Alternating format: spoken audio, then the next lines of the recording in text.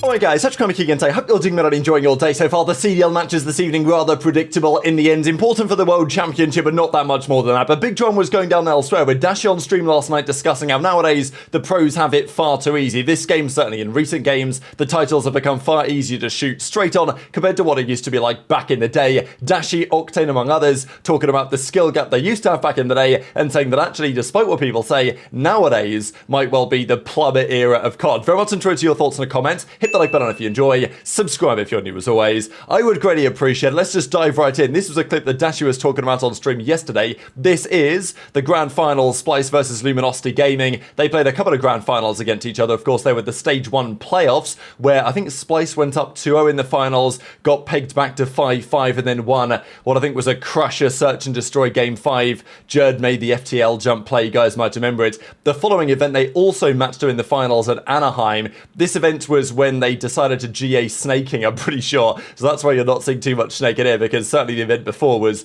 eventful to say the least. But yeah, this, I mean, what a map. I also think that this is one of the most underrated maps in the history of COD. I know that many, if you guys haven't played or watched Infinite Warfare, maybe you did, are like, wow, this game looks terrible. Like, I do get that on some level, but honestly, to play it, I do. I think Infinite Warfare is one of the more underrated COD games. I know that it's a bit of a hot take. People say, oh, what are you talking about? The game was terrible. And it wasn't well liked, let's say, by the community. But from a competitive perspective, it was definitely, I think, underrated at the time. This is Retaliation Hardpoint. Just such a great COD map. Definitely miss it. But this was Splice versus LG kicking things off on this map on the game 4. And the key takeaway here is that people are using K-bars, people are using NV4s. And look at these shots that we're getting, right? Like, everyone's whiffing. And this was the grand finals. This isn't winners round 1. This isn't, you know, group stages where you got amateurs coming through. You know, these are the best players in the world, and this is how they were shooting. Now, look, was Slacked the best shooter in the world? No. I mean, you know, we had Mack, no disrespect to him, you know what I'm saying? Like, back then, there was a notable skill gap. The top ARs in this game, 0 being 1, we see on the other side of the scoreboards here, Formal being another, of course, you know, one of the best ever performances of the World Championship that year, certainly Octane being another, Slasher as well right up there. You know, even on the SMG side, there was a discrepancy too, of course, but certainly it was true that back in the day, there used to be more of a skill gap on the AR side, just when it purely came down to gun skill, right? I mean, guys like Madcat was a legendary player. Like, this guy was great. He could shoot really straight. Dashy was saying how this guy was absolutely wired to the tees, and, you know, we certainly know that was a little bit true back in the day, but, you know, Madcat was whiffing shots. Even Octane, I mean, this was Octane right here. Like, we know how straight Octane shoots, and here he goes, challenging with the NV4. And to be fair, he's hitting pretty nice shots, but, you know, it's not like he's missing every bullet, right? Like, back in the day, these were considered to be pretty nice shots from Octane, but even then, he's still missing a load of bullets. And that's because back in the day, the aim assist was simply non-existent compared to what we have today. And it was a big talking point here, right? Dashy was discussing it, Octane was saying it as well and saying, look, having a great shot used to get you places. Now it's the bare minimum because, look, a skill gap in terms of pure gun skill does still exist, but it's not as noticeable as it used to be. There's no doubt about that. You know, the general feeling nowadays is that, well, everyone can shoot straight. Back in the day, well, that was clearly not the case. And it was more challenging for, you know, if you were an AR going up against Formal, going up against Octane, like, you know, you feared that first gunfight of the map, right? It was the same in the jetpack era entirely, but it was mainly to do with the lack of aim assist. Like, the aim assist on Infinite Warfare, especially those that played it will remember, was very weak. In other similar games of the same era, there was also a feeling of, outside of a certain range of gunfights, you would lose your aim assist. And that was certainly true in Black Ops 2. It was true in Black Ops 3 as well to some degree. That if you were an SMG and if you tried to take a gunfight outside of a certain range, you would get no aim assist. So it was all down to your just pure gunny at that point. Nowadays, all the guns have just ridiculous aim assist and everyone shoots straight within reason. There is still a skill gap in COD, don't get me wrong, but the skill gap nowadays is largely to do with either positioning as an AR, your movement as an AR, and mainly it's a lot of teamwork, right? And I'm not opposing the idea that teamwork skill gap should be a thing. But my point is that it would be nice if pure Gunny was more of a skill gap again. Because, you know, when we talk about Dashy, we say, wow, he's got a great shot. And he does. We talk about Scrappy, he's got a great shot. And that is definitely true. And I think, you know, those players, Cellium among others, you can still notice they're a bit better, right? They're a little bit better than the rest. I think Scrappy, especially over the last couple of years, has just been unbelievable when it comes to just pure individual Gunny. But that gap would be bigger back in the day, and it was bigger back in the day. And while it is nice in some way to have the skill gap in the other domains, there's no doubt that it was better when, in my opinion anyway, when you could say, well, you know, this guy's going to win because he's just going to gun the other guy down. And you can't really say that anymore. It's not like, oh, this AR's going to, you know, outgun this guy. There's more to it than that. Not to say that nowadays some guys don't shoot us straight, because that is certainly true, but it was a big talking point of the day. This is pretty controversial as well. Bit of a warm-up scrim maybe going on here. So we had the Falcons, Arcetes, Exnid and Pred, but not seemingly playing with Priester in this series. Don't exactly know what that was about, but it seems like CDL Coach 23 was stepping in, which seems to be Clay, and Clay actually had it in his clan tag here as well. So they had a nice little warm-up scrim, it seems, today against the Boston guys, and here's Cammy getting absolutely spun on by Clayster right on the red card. So maybe that was a sign of things to come for the series that would follow. And Surge handled business in the series. This has proven to be a very difficult matchup for Boston. You know, with them it very much is sometimes good, sometimes, you know what I'm trying to say.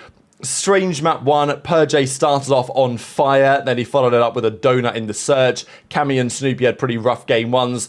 Look, Surge are still looking real nice. They close out the game 250, you know, pretty much around about this scoreline anyway. Abuzah, I think he dropped 43 in the end here, which is a phenomenal performance again from him. He is, you know, look, he's up there with one of the more underrated players in the league, I think, because when this team has turned it around, this Surge roster, mid-season, they got rid of Hicks, they brought in Neptune. The players that have got the gas have been mainly Neptune and then probably Nastie. And I think for good reason, to be fair. But 04 and Abuzah, I think probably especially Abuzah in my eyes, has actually just been really good now for some time. And it was true last year where they finally put him on the AR, and this year it's been true as well, certainly from the middle part of the season onwards, once they brought Neptune into the lineup. So they win the game 1. The game 2 was an absolute masterclass, to be honest. Boston came nowhere close, got 6-0'd, and then the Control, they put up a bit more of a fight, but in the end, Surge took the job done. So yeah, GG's. Surge, they bounced back, nice little hot 3-0 victory. There was a bit of drama about this, because understandably, people were saying, well, you know, what's going on here with these online qualifiers? And look, thankfully now they're done, aren't they, right? I mean, this is basically it. There's one more weekend. That's all we have to think about online anymore. But as Radiation says, and I understand it, you know, online COD, OpTic just smoked Surge 3-0. OpTic played Boston, lost 3-2. Boston played Ravens, slammed them 3-0. OpTic played Ravens, slammed them 3-0. Boston played Boston played Surge and slammed them 3-0. So like, what's going on, right? Like, you remember when Toronto played Boston and that online series was like really confusing because Toronto were getting slammed, although clearly they're good, and a different story would and does happen on LAN. So this is the thing, why we want to get rid of online COD, because I'm not saying that the results don't mean anything, because they do, and they are important for champs and seeding and all of these other factors. But I think everyone has to watch online COD and recognise that, like, it's never really real until you see it on LAN. For any team. Certainly for some teams that's more true than others. People used to talk about fake COD back in the day. It's just like you've got to put such a big grain of salt. And when you see results like this, you always wonder, like, you know, it just feels a bit strange how some of the results have gone. Look, sometimes it's matchup based, certainly relevant. And actually 04 was in the replies here saying that we played that Boston match on 50 ping and then Texas to Vancouver, we also pinged 25 more. So it's not just day to day with just online. So, you know, 04 is basically saying that, look, when Surge play teams, they're playing on more ping than their rivals, which, you know, that's what they talk about, of course, playing on cable and stuff out there from Vancouver. The fact that they're 3-0ing Boston is still very impressive, but people are going to talk about it, aren't they? Because the internet situations are never fully fair. Snoopy has a 0.8, pretty rare, tough series for him, but he certainly wasn't the only one. And Surge continued to dominate this matchup. Abuzah with a 1.3 over the series. They get the 10 points. Boston still looking okay, but I think it was an important win just for OpTic to look at. I mean, obviously it was a big day for OpTic. In many respects, this weekend for OpTic Gaming was as good as it really could have gone on some regard. Obviously, they lost to Boston a couple of days ago, but the win yesterday was mega. And Boston now having lost, there's still a chance that OpTic can get the 7th seed. Any better than that probably isn't going to be happening. But look, who knows how far OpTic can go at the major. If OpTic make finals at the major, that's 75 points. That goes a long way. And look, it happened with Ghosty a couple of years ago. They brought him in and they made finals at a couple of majors. So I wouldn't say it's impossible by any means. We then had FaZe play Gentlemates, and yeah, I mean, it is what it is. Simp was getting a nice series to farm some numbers in hardpoint. Not to say that, like, he doesn't deserve credit for it, right? But, like, you've always just got to take it with a big pinch of salt. The fact that Falcons are, like, actually better than this team is just pretty bad. We talked about it earlier today. They're now officially not at champs. Not got much to play for. To be honest, though, they are playing for their spot still in the league. And it's tough to do that against FaZe. But it's tough to go up 5-3 in a search and destroy and bottle it and lose 6-5 anyway, right? That was the chance. And they also had a good chance in the control. I mean, this round, have a look at this. I know that at this point, Drazah's got 2 kills, but, like, this was a heavy life lead. It was 16-9. It was 20-13. This should have been a dub for Gorillas, but no, they get broken. FaZe get the ticks. They win the map. They win the rounds. They win the game. Kismet was straight out of his chair. And I think, like, Kismet, he's not going to go anywhere in the league. I know that there have been some people discussing whether Kismet to OpTic next year could be a discussion. Look, with the way that Huke's playing right now, it's not something that OpTic should massively contemplate. In my opinion, if you are, as OpTic, going to try and upgrade in the off-season, you've got to look at JoeDeceives, maybe like a CleanX, depending on how you think that's going to work with Shotzzy. But, you know, I think if OpTic are really looking to, depending on how things go for the rest of the season, right, assuming that Dashy, Shotzzy and Mercules aren't going anywhere, and I don't really think that Huke should be getting this level of criticism because I don't think he deserves it. I think he's actually been really good lately. But if we had to hypothetically imagine what's going to happen in the off-season, the most likely player, if they struggle at champs in the World Cup to potentially go, would probably be Huke, in which scenario there's not many players to look for. I know that some have said Kismet. I'm not so convinced by that idea personally, but Kiz will get a spot somewhere. The point is that for the rest of the guys, where do they go? Because, you know, FeLo's got a few opportunities. He's not been able to turn this team around. Did I expect him to? No. But, you know, every single opportunity you get, if it doesn't go well, looks worse and worse. Lunarz, look, I know that this team is super broken, right? And to be honest, coming into this season, could you have expected Mercules to be... It was tough to say, right? With the way Lunarz was in challenges, with the way that Mercules was in challenges, it was almost impossible to really call who would be the best. I know that some people looked at Merc and said, okay, his POV is different, but, like, they'd all done well in challenges. So, you know, it's difficult to really diagnose why it's gone wrong. Obviously, Lunarz has had a really difficult time, but also he's been on a really terrible team. But still doesn't help your case. And I think a series of that today for Johnny. I actually think Johnny's pretty good, but he did draw a 0.6. Look, it happens sometimes against FaZe, but a 0.72 in search. Certainly, Johnny's not really made the case, like, so far, that he's got to be there next season. And they're not, you know, they're not going to champs, right? So at this point, it's all about, for him and for the team, doing as well as you can in the next weekend of qualifiers, where they play OpTic and Boston, going to the major, trying to show out, and then trying to keep your spot for next year. Because let's be real, even for the World Cup, this team is probably going to try and blow it up. The final series, Rokkr. Look, they tried to make it interesting, but unfortunately, they're just not good enough. Pretty rough way to lose, to be fair, in the ends. Look, Beans, obviously it's been a big talking point, right, with Toronto, Mercules and all that type of discussion, but at the end of the day, they're still looking really good with Beans. Their teamwork's looking great. I mean, they've pretty much dominated everyone they've played so far, Toronto, really. This was a pretty nice gunfight win here from Beans when he, you know, hops over the wall. Beans gets the first, gets the second onto Kenny as well, plants the bomb. You know, just a nice little sequence there to show, look, I'm still here. I know that Beans hasn't got any pressure on him anymore because Mercules is outside with OpTic, so he's not going to really watch his back too much, and maybe some would argue that Insight was going to be the man to watch his back. Like, I get that argument. Mercules is so good that, frankly, you can argue it for anyone right now on many teams. But I think realistically, Insight was never going to be going anywhere. But yeah, Beans with a nice little play, just showing, look, I'm back, I'm still here. Like, you know, they thought they could win Toronto going into the last major. They didn't, but they'll still feel like they can, of course, going into Major 4 and then Champs. Big team to watch for the rest of the season, of course. They moved up 4-2. They eventually win the map, and then they take the control as well. I mean, it was just such a generational Rokkr play.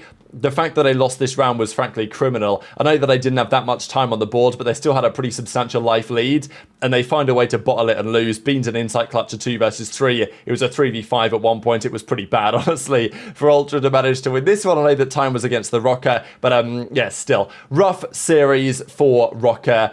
They needed the 10 points, they really did, and losing 3-0 doesn't give them the best chance to get a great seed for the major either. So yeah, they bow out. Beans drops a 1.1, CleanX with a 1.3, Insight with a 1.3. JoeDeceives didn't even have to do much, which is pretty scary and pretty tough for Rokkr when JoeDeceives didn't even have to really deliver that much. Kenny was in the green, everyone else was struggling, certainly Estriel with a pretty off series for him, but yeah, the talk is it the Plumber era? We had plenty of 3-0s this year, maybe what the pros talk about the back in the day they were playing the Plumbers. Maybe that is not quite so true, but very much intrigued to your thoughts on all this stuff in the comments. Hit the like button if you enjoyed, subscribe if you're new, take care, and I'll see you next time. Look at this shit, bro. We got these guys, bro. These guys are tart, by the way. Mad Cat's coming off. I know Mad Cat fucking is wired right now. This guy just shot the bullshit off the rip. It's a grand finals, by the way.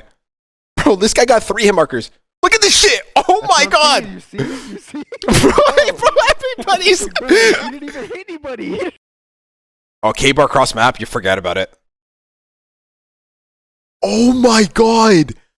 Yo, Habibi, am I blasted? See, bro, I'm telling you. Bro, nobody was actually like that, bruh. Bro, this is crazy, bro. Like, we gotta bring this back. This shit look kinda lit.